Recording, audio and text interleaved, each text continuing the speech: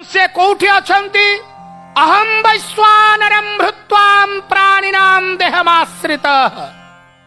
अरे पिला माने भगवान कोठी अछंती भगवान ही कहते तांकर जा स्वयं पद्मनाभस्य मुखपद्मात् विनिसृत। से निजे कहते तांकर मुखारविंदरे अहम मु अहम वैश्वानरम भृत्वाम प्राणिनाम देहमाश्रित।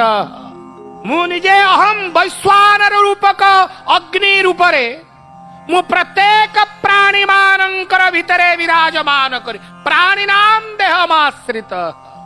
प्राणी मानंकर देह को बा शरीर को आश्रा करी मु रही अछि एवं सर्वस्य चाहम हृदय सन्न विष्णु।